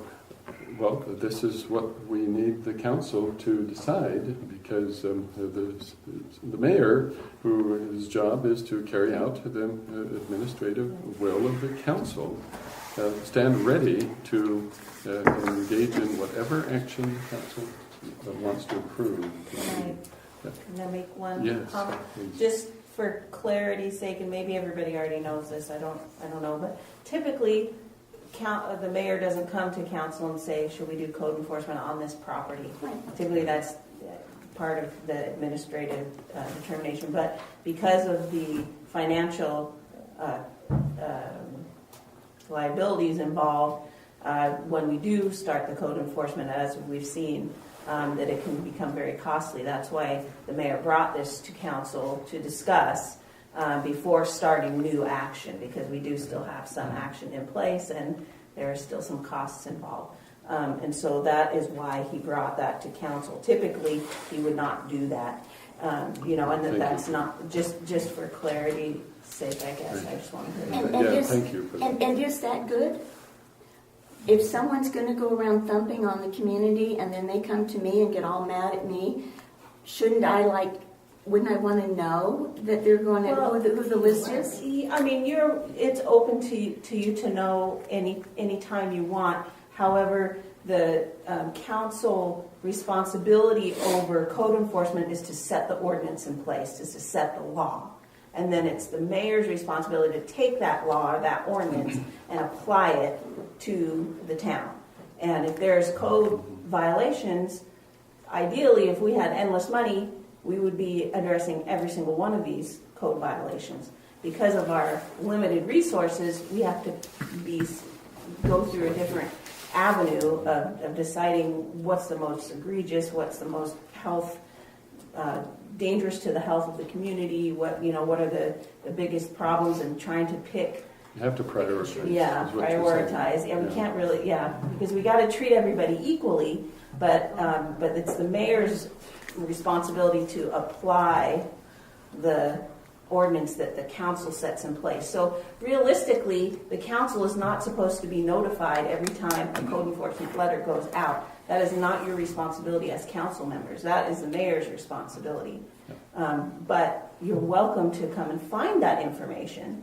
And if people are unhappy with the process or the law that's in place, that's where council typically comes in and says, okay, we don't like the process that we have set up. Yeah. So, And I'm not going to do anything until the council decides that they're willing to proceed and reapply the code enforcement. Okay. so, excuse me for a second, so does that mean we have to clear out the other 35% that hasn't been completed yet before we can start That's a good putting on new question. ones? Is that pretty much what you're saying? No, not necessarily. It's just council needs to be aware, because of the financial restraints that we have, the financial limitations that we have, that we need to be able to finish the code enforcement actions that we start. And some of them are in a position, like when we talked about the 3 people that didn't respond, that takes a lot of funding. Most people respond, most people work towards something, and we can get some positive response from them and some corrections. But because of our limited resources, the mayor wanted to make Let me sure pipe the in council- and clarify that question a bit. In the executive session, when we decided that there was a property that needed a special focus, which is involved in the Spokane legal adjudication, there are 2 of those 3 properties that remain are in a similar situation. And the council decided in the executive session to focus on the application of the ordinance on the one property because our city attorney couldn't accurately predict how much those proceedings will cost. We're using this as a test case. And so, like you're wondering how it's going, I would say that it's going as we and our attorney predicted it would go. And it's going to enable us to be a little wiser when we have to decide how we're going to proceed with the 2 of the remaining 3. Does that make sense? Yes. They're So, similar properties, similar situation. The property owners are simply ignoring the city. so you're pretty much suggesting then that we've already got 2 sitting here that need to be addressed, and that funds should be spent towards those 2 before going out and addressing the other ones? No. No, okay. No. We're going to find out how much it costs to exercise the ordinance particulars on this one property. We'll see how much it costs, see what comes from it, and then we'll apply what we learned on the 2 long-standing ones from 2017 that are similar to those. We couldn't afford to do all 3 at once, so we picked one. We'll learn from it, and we'll. In the meantime, though. Yeah, in the meantime, we can proceed with others if the council wants to. We have a comment from the public that the council would like to hear from. Go ahead. So yes? Yes. Oh, so you could still send out the nice letters, which is Yeah. like a 50-cent stamp. How much is a stamp? 50 cents. Okay, a 50-cent stamp. And it's a nice letter, and hopefully, Two. nice Hope, letters. and hopefully they respond and it gets taken care of, and then we can just fly through our thing. But as soon as Yeah. people, However, if they once- don't, once we send a letter, we're starting code enforcement action, and council has to be ready to continue Oh, you to move can't back forward. off after Yeah. this nice I letter? mean, you can, And but give what it a good little- is that gonna do?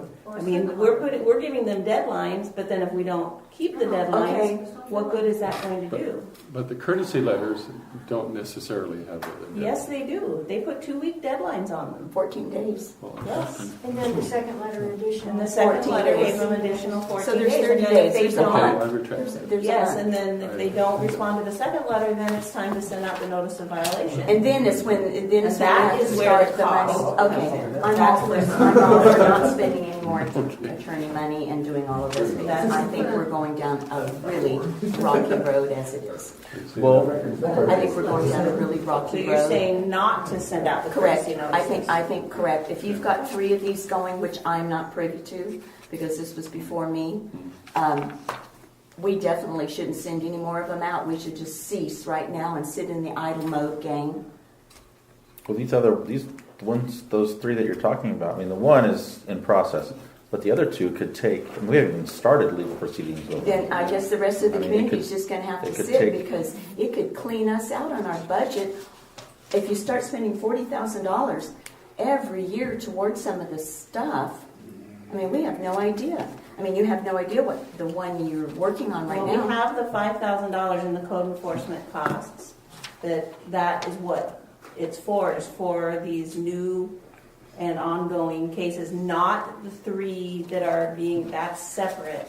That's kind of a separate financial, Oh, I know, but so, that's not going to take all day to use that, to spend that money. no. No, not much. Yeah, but let me be clear here. I brought these 2 letters. I read them earlier, and you're right. There is a 14-day thing, but there is no legal compulsion to proceed with anything. It says, please contact the city within 14 days of the date of this letter to advise us how you wish to proceed. And so And then the second one is more, that is the second one. And so, no, I don't think that you would be able to defend a legal action based on the courtesy letters. defend the legal Yeah, action. that you're going to be required to. go No, you're forward. absolutely not required, but Yeah. does it make sense to tell somebody, this is the rule, and if you don't, then, there's repercussions, and then don't give them any repercussions? Does it make sense to do that? If you're No. informing them in a courtesy letter Let me that there's a let me problem. tell you how many people don't pay their sewer bill because word has gotten around that we can't shut them off. We have no hammer. Without the hammer of moving forward with the notice of violation, it's Sure. not going to mean anything. We can send letters till we're blue in the face, but nobody's worried about it because there's no requirement. Yeah. However, the discussion at hand, I don't. We just have to deal with the realities. The council could consider to send courtesy letters, and there might be somebody who does respond with the courtesy letter. If they don't, then you're not obligated to proceed with. That's your guys' decision. Yeah, it is. Just my Gotta- opinion. Sure. And I understand that because we do deal with individuals in our community who are scofflaws. They scoff at the laws and regulations that most individuals of integrity in the community adhere to. But I can tell you that we have a list of individuals who have come to City Hall that we're maintaining, individuals in the community and out who have informed us that they weren't aware that we had this code enforcement ordinance, and they are willing to support the council in whatever action you take to improve the quality of this city. And whereas before we were inundated with individuals who wanted to abandon and toss out this, we have individuals who are ready to come and defend the council if you are willing to engage in this. I just throw that out there for your edification. And the community of Vader is improving. We've got 5 new home construction permits approved that are being built in this community. That's, that's unprecedented in recent history of the city of Vader. So, thank goodness it's the council that gets to decide what action. But you've heard comments on both sides. So I stand ready to do what the will of the council. Well, our current code enforcement actions are pretty much stabilized. I mean, we know where we're going. We know I think so. Yeah. we've besides the other two that haven't responded at all, we're at a pretty good spot right now. If we wanted to tackle a few more, I think. And those ones people that haven't we have people responded- coming in. We have citizens coming into the city hall saying, "Do something about these things." We should. Yeah, we need to do They something want us to about do it. something. We should do something. Those other two, all they're doing right now is accruing their penalties also. So the longer they wait, the bigger their penalties are. But we're going to waiver those penalties. Maybe, but Don't make it all depends. I said maybe. You can, Well, but- we have in the past. I'm just saying we've waived them in the past. We've always tried to work with people. That's what we want to do. We just want it fixed. We don't want your money. We want it fixed. Peanut gallery. Are you kidding me? Come on. Don't be Mr. I was the one. Everybody's, you two and you just going like this, and I just get, Well, I don't want to use the gavel, but I know the frustration, but there's a point well taken. Yes, it's a council's meeting. My question is on the property in question, Excuse me. the two properties in question. Probably 5 years ago, I observed while this same type of thing was going on, oil, gas, and other effluents going into our sewer drain system and being treated by our sewer plant system, which is not good. And so I question, what are they doing with their stuff? That is one of my biggest concerns. I know the sheriff's been there and all kinds of things like that. All of that stuff, but I guess that's one of my Health biggest. is looking into it. Yeah, okay, so that's one of my biggest things. So after talking with the sheriff has been there, public health, some of these folks, have they given us any indication of what's going on? They They've want got to know. speculation. They but- want to know what we're doing. Right. That was their phone call to us. Right. What are we Okay, doing? what are we doing? And I told them council's addressing it at the council meeting, Okay. and we can let you know at that point. Okay. My vote is to do the nice letters and see what happens. How many?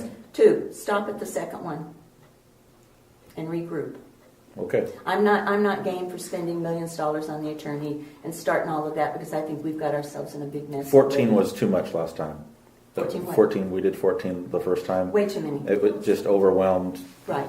It overwhelmed City It's Hall. just overwhelming. It was just Yeah. too much, and we bit off more than we could chew. Okay. Really. I mean, we need to do like a third of that. You know. Right. I was If we thinking would have done like this, 4 or 5. if we would have done the 6, that would have been perfect. Yeah. It would have, boom, done the 6. They Would have been fixed within our everything. budget. And Process. Would have been more within our We don't budget. know which 6 are going I to know. respond and Well, which ones aren't. How do you feel? roll the dice.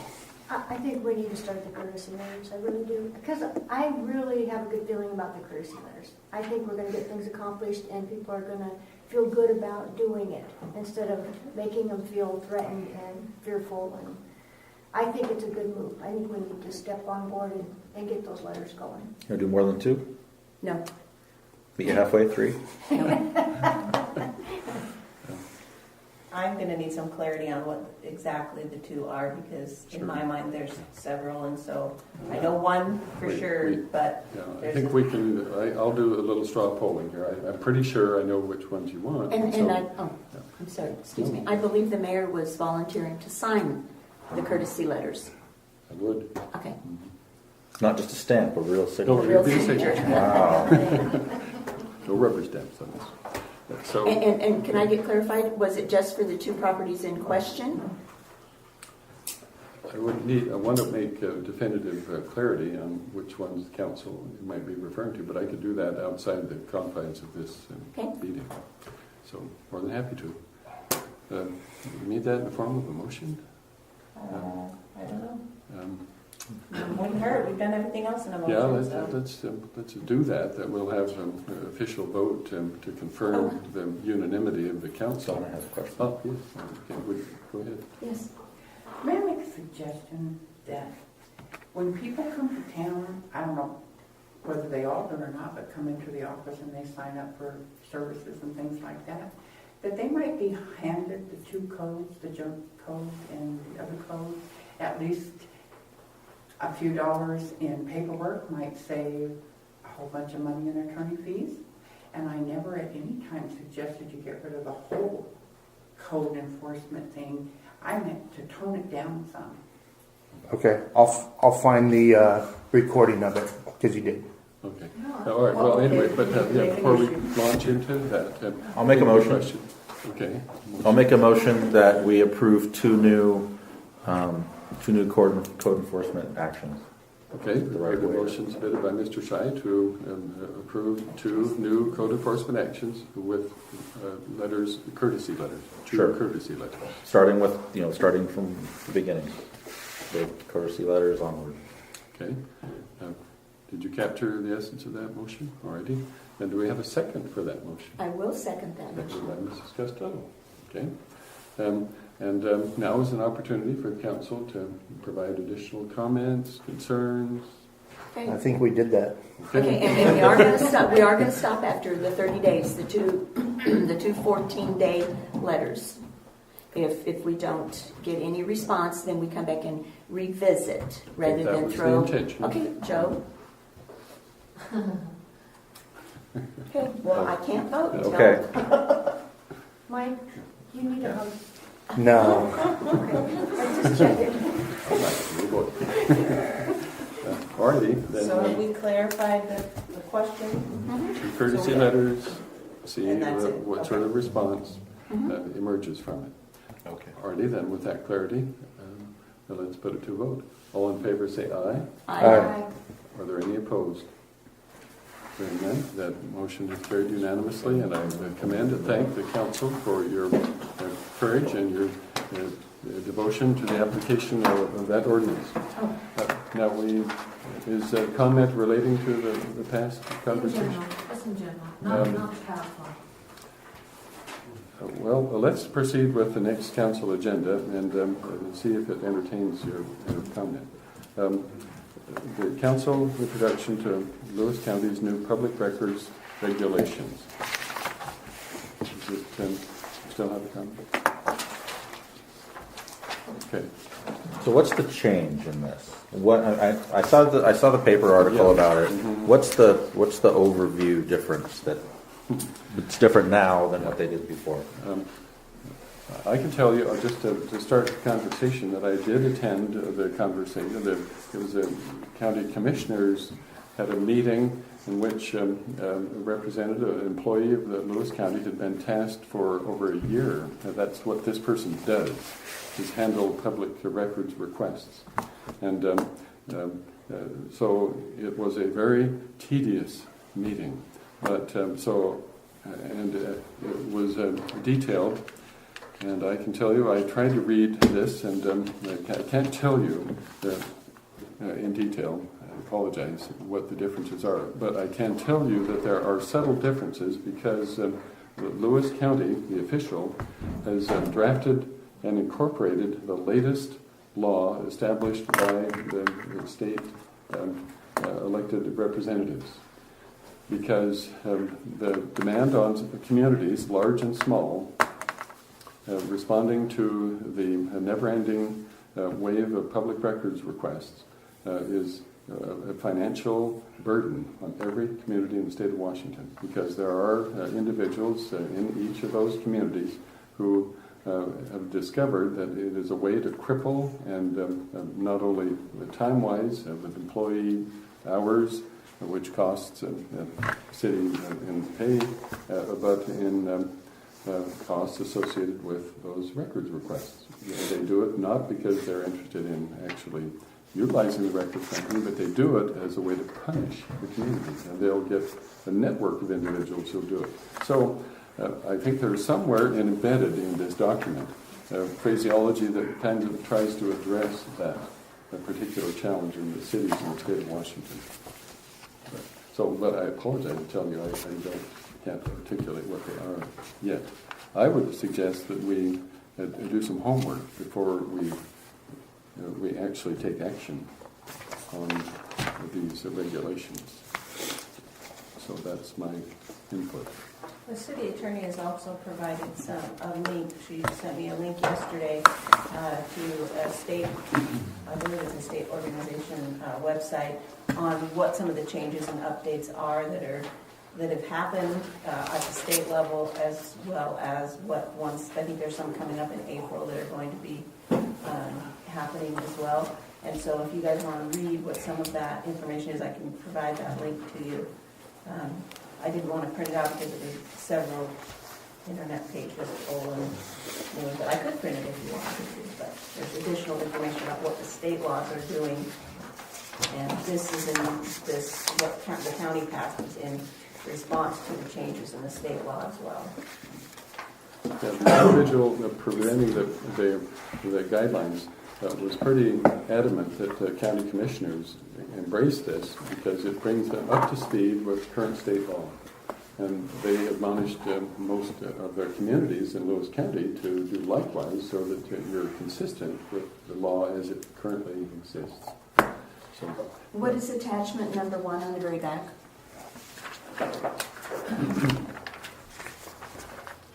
Two pages back. When it fee says schedule. that it's adopted January 2018. Well, if I came in and requested something and it's only 15 cents a page, none of these seem to be. I'm confused about what your question is. Well, my question is Page this was 22. adopted in January of 2018 as their fees for charging. This is Lewis County. Yeah, this is Lewis County. This isn't us, this is their. This is just an example document of what they have passed. Oh, I thought this is what they were No, suggesting. no. They're suggesting that each city do something similar. Mrs. Radcliffe has her hand I'll up. find out. Okay, yes. I actually read that, and I talked to Casey Marlin. It seems pretty straightforward. It's actually a pretty good policy. But I do have a question. How many PRRs did we get last year? Anyway, How many PRRs did the city receive last year? Do you know that? I don't have that figure off the top of my head, but we can get it. Oh, yeah, I know. You've got several, but I was just There were quite a few, a lot more in this past year because of the code enforcement and all the What's it, PR? extraneous public record requests. Oh, okay, Yeah. I'm sorry. Mhm. So I was just curious if it was, Estimate. like 40 or 50 or 150 or. If I had to guess, I'd guess between 10 and 20. More than 10, probably less than 20, but So, could Yeah, be as and many as it's 25. not so much the number of requests, it's the amount of records in the request that is problematic. So, And also, question, if you needed to go to Chehalis to the courts to get documents, mhm. do we do that? Do we get in our car and go? What do you mean? Well, if I came and requested documents from you that you don't have about property, for instance, of No. mine, and you needed No. to look at something. We only have certain documents that we're required Oh, to keep. So if it's a document, like a court document, they'd have to go request it from the court. They have to go and get They something have to like come, that. they have to get it from the source. Okay. Yeah. Just because they ask us for it. So that is not something that you would research. Right, if it was a court document, I would say that we don't keep this record, you have to contact this, Oh, the okay. court to get that information. Okay, yeah, the whole intent of this is to ensure that the public have access to every record that's produced by a community is available to residents, and I think that's a wonderful thing. It allows transparency. So I think it protects the residents' rights. I don't think that there should be any inference here that we're opposing that. I think it's a valuable thing in reality. But obviously there are communities, and I'm not inferring that we are, although each city is impacted differently depending on the number of employees you've got and the budget you've got. And most cities like Chehalis and Centralia they allocate at least one, maybe more. And that's all they do is respond to public requests. So you can imagine the budget implications of that.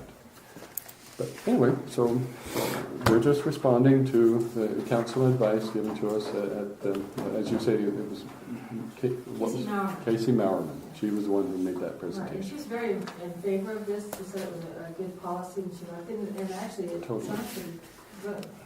I am in favor of it, so thank you for that. Yeah, I think so, I think it's a good policy. Yep. But, okay, there, is that? I guess the question is, does the council want to readdress this again, this topic Yeah. again? Right. You want time to study it and maybe, I don't want to promise we could do the research. I mean, I don't feel like it. I'm trying to figure out what the differences are between this and the previous ones, but because I like it. Would you? One of the biggest differences is, I know that when I wasn't in town, Jill would email me things, and now they charge for that, which is understandable, because it still takes time to do that. And that's one of the biggest changes Casey said, is that just doing the electronic transfer, they were gonna start charging for as well, so, which is still, it's only a few cents. Well, thank you. Okay, that's one thing. Okay. All I right. believe that our risk pool agency has what they call a model ordinance, which is where they put out like a sample ordinance of key language that they think would be helpful to the communities to use in creating their own ordinances. And I believe that they have a model ordinance for this exact thing. Typically, what we would do if council said, yeah, we're gung-ho, we want to set up our own policy for this, is that we would have the attorney get that model ordinance and then go through it and make adjustments to fit our city's situation and our needs, and then present that to council as an option. Typically, that's what that would look like. Would I don't know you, who else could write it. would you suggest that we pursue that for our next council meeting? If she I think so. Or just to get with her and see if she could put together a proposed ordinance of some sort for your consideration. Can't guarantee that she could get it done in 2 weeks. Right. How much does it cost us every time we call her for things like this? She charges $200 an hour, so it depends on how much time. Yeah. And I would, Could we get the keyword from the Washington cities and look at it before we send it to her? I would think so, yeah. my experience with our city attorney is she is extraordinary and she is fast. So I wouldn't anticipate that it would take, but she's also very busy being a member of the Bellevue City Council and a highly respected attorney who assists other small communities like ours. But I would be curious to know if, let's say Chehalis Courthouse, do they have somebody in position, a paying position that does nothing but makes copies for people who walk in? So they're not pulling somebody away from their job and their duties to do this, to take their time to do this, right? Is that- I don't know firsthand. it is her job. Yeah, I mean, I know there are cities that do have staff specifically to handle public records requests, and that's all they do. So I don't know if this, I can't speak for the city of County Chehalis. commissioners do, but- the city of Chehalis does. But it's more than just making copies, because the amount of research that you have to do to verify and to prove that you have checked every resource and every possible electronic, written, any record that you have to record that, because if anybody wants to fight it in court and try to sue the city, you have to be able to prove that you did your due diligence to find the documents that they're looking for. And so it takes a lot of time. They have their places that are big. They have a full software program that specifically organizes all of their documents that they have on record. They pay thousands of dollars to have that done so that it can help speed up that process. So it can become quite overwhelming. Okay. Another comment? I'm not sure this is the right place. I didn't sign up for a public comment. I just was wondering, just a fast comment. I apologize that we were talking. However, could you not refer to us as peanut gallery and possibly as citizens of Vader who pay me money? Pay me money? Pay the city money. Oh, So just a name calling, I mean, I'm really good at it. Let's not start that. You know, let's just refer to us as citizens of Vader instead of peanut gallery. I apologize. And I apologize to you as well. Thank you for that. That's good. What are we gonna do with this? Put it on the back Yes, burner? well, you've heard some options. We table it and do some. I don't know what I'm gonna Research with our research. attorney. For informational purposes at this point. Huh? It's informational purposes at this Okay. point. Yeah, we currently have guidelines in place, so it's not like we're under the gun here. Okay. Just do research. Contact our attorney, we can do that, and have her put together a reference. I just need to know if you want this on the agenda again, and if you need me to do anything between now and the next meeting. Put it on the agenda and contact the attorney. And I'm contacting the attorney for To write our own. to put proposed together, you ordinance. wanted to put together a model, take the model ordinance and put something together. At $200 an hour, Okay. yes, ma'am. And let's Okay, figure that's out. what Have to do it an hour. Please give us less than an hour. I was thinking 15 How minutes. fast can you type? Yeah. I have a feeling she's going to have some template there Yeah. that would be usable for her. So, but we can discern how long she thinks it might take before we commit to such a thing. Righty. Then I think that gives Wait a us. minute, so now are we confirming how long it's gonna take, or are we gonna have her do it? No, let's If they Have her do it. estimate how long she thinks it might take, and then if she gives us a ballpark, we don't know if she can give us a ballpark, but let's inquire. And if it takes more than 2 hours, we'll bring it back, because I have the Okay. mayor's authority to expend $400. So I'll let the spirit guide. So if it's under $400, we're gonna have her do it. Exactly. But if it's not, then we're gonna wait and Till the bring it council. back to council. Yeah. Okay. All right. It's excellent Just wanna clarity. be clear. Good Public job. comment. Alrighty, then with that, we do have public comment. So let's see. Mr. Jocelyn signed up, but it looks like he's gone. Who And did? Ken Jocelyn, he Oh, was yes, the right. park board. Okay. So Jason Rayfield.